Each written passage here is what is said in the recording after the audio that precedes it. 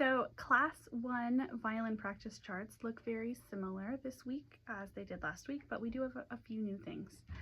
One is that we're going to start practicing putting our bow hold on the bow. But first we will go ahead and start with the pencil. So we're going to make that bow hold bunny 3 times. So we start with our shake, shake, shake, shake, flop. Slide the thumb under the middle 2 fingers. Wake up bunny, nibble, nibble, nibble, nibble, jump. Then we have a curved ear and a floppy ear. Couple things to look for with the bow hold. One is to make sure that the thumb is opposite the middle 2 fingers.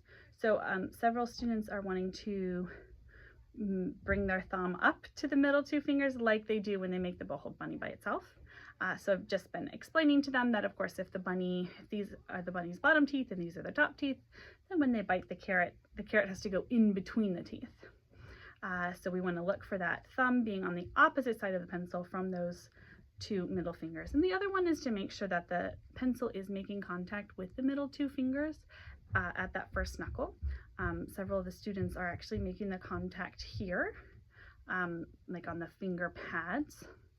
And we really want to see the contact at the first knuckle, and then the fingers just bend at the knuckle to wrap around.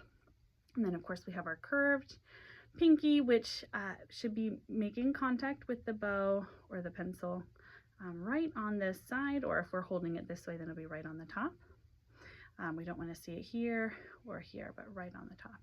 And then here with the floppy ear, we just want to make sure that it's not too curved. So if it gets really curved, then it ends up pulling the pencil or bow into the palm. And we're looking actually for some space here, around space. In class we have our little mouse friend who comes to check if there's a mouse hole there. At home you could use a pom-pom to poke through if you would like, or anything else that's fun, but to make sure that we have a space there. All right, so we're going to make that bow hold bunny 3 times on the pencil, and then we'll do up like a rocket. So up like a rocket, down like the rain, back and forth like a subway train, round and round like the great big sun, land on your hand, curve your pinky, bend your thumb. And they should check for the curved pinky and a bent thumb. So after they've done that 3 times, then we're going to go ahead and get the bow out. So the first thing to do with the bow is to tighten it. At the bottom of the bow here, we have this black part, which is called the frog, which everybody thinks is hilarious. So we have the frog, and then we have the screw here. So the screw tightens the hair. So what it actually does is it pulls the frog down, which then increases the tension on the hair, and you'll see more space between the hair and the bow stick. So in order to help the students get that tension to the right place, we're just going to put a pencil in between the hair and the stick, at about the place where the stick is closest to the hair. And then we're holding the bow in the left hand, with the violin hand, at the frog, and the right hand or bow hand is going to twist the screw righty-tighty. So we're just it should take approximately 3 turns, but if your student has loosened it a lot, then you'll need to turn it more than 3 times. When the bow is just the right tightness, then the pencil will fall out and they're ready to go. So for the purposes of just practicing the bow hold, one important part is that when the frog gets pulled back, it increases the space here between the frog and the thumb leather, and that is where the thumb goes for the bow hold. So to make the bow hold, your student's going to take the violin hand, the left hand, and just hold the stick approximately halfway up with the hair facing them. You want the hair facing them. And then we're going to take the right hand and make our bow hold bunny again. Shake, shake, shake, shake, flop. Thumb under the middle 2 fingers. Wake up bunny. Nibble, nibble, nibble, nibble, chomp. And then when they chomp, that thumb is going right here. So the thumb should be touching the stick, and it goes in between the frog and the thumb leather. And then we put our middle 2 fingers again, so you can see they're just making contact opposite each other, just like on the pencil. Those middle fingers just bend to wrap around. Then we have our curved ear going right on the side, or if you're this way, then on the top. And the floppy ear on its side, not too curved. So we still have a nice space here. All right, so the bow is a bit heavy when they're first holding it. So I'm having them continue to support the bow with the left hand while they put on their bow hold bunny. If they start holding the bow independently before they're ready, then we can see collapsed pinkies, maybe collapsed thumbs, or just really a lot of tension in the bow hold. So we're just supporting the bow with the left hand. If they're excited and they want to, they can go ahead and do up like a rocket, but have them continue to hold with both hands until the very end when they land on their hand. That's going to be it with the bow. When they're done with the bow, they need to loosen it. So we tightened it approximately 3 times, so we're going to loosen it approximately 3 times, same way. So the violin hand is holding the frog, and we're loosening 1, 2, 3, lefty-loosey. And that's it. So you can see that the hair is much closer to the frog, to the stick, and that's what we want to see. So they can go ahead and put that back in their case.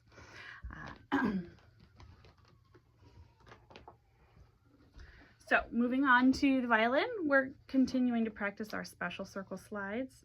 So I've just been using a washable Crayola marker, which I think probably washes off the first time they wash their hands, which is great, but you may need to help them put a circle back. You can use a marker or a sticker at home.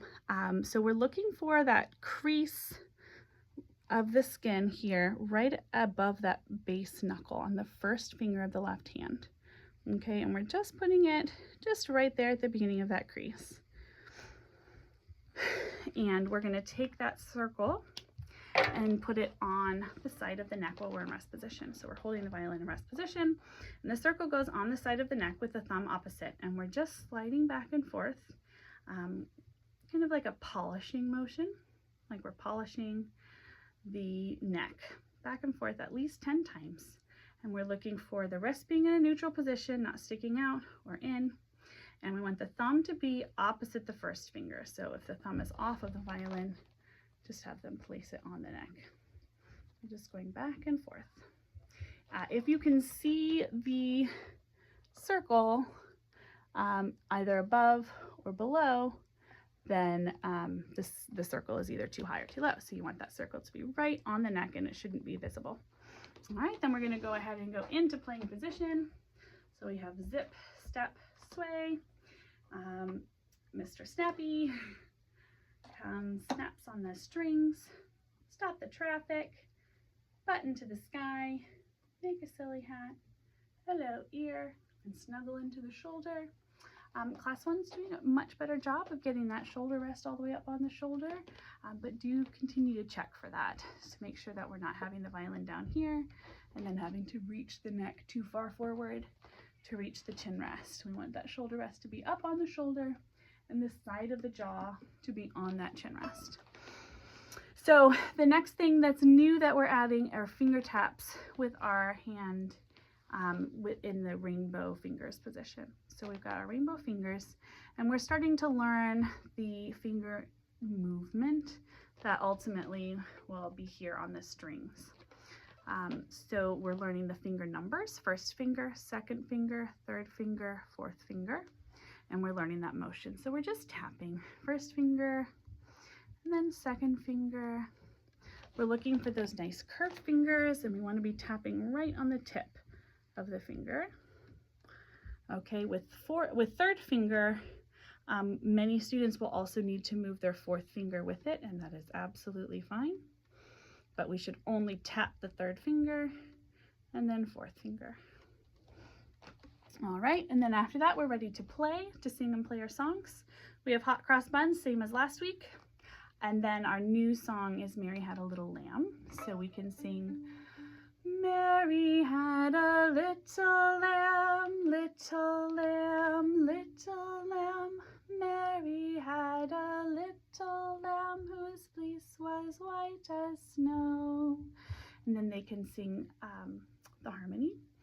Do, do, do, do, so, so, do, do, do, do, do, do, so, so, do, do. And they can also sing the string names. So I've been playing with them this week on A and E strings. So we can sing A, A, A, A, E, E, A, A, A, A, A, A, E, E, A, A. Then we go thumbs down, thumb goes on the side of the fingerboard, pointer finger or pizzicato finger ready to play on the A string. So.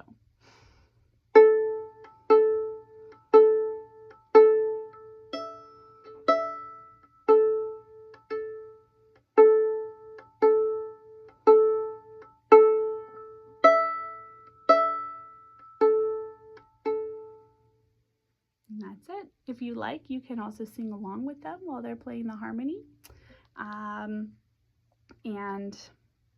That will be it for their practice charts. Since we're going into Thanksgiving break and I will not be able to tune your students' instruments, I will make a separate video about tuning. And so if your student's violin goes very out of tune over the break, you could check that and see about tuning it yourself. Feel free to reach out if you have any questions. Happy practicing!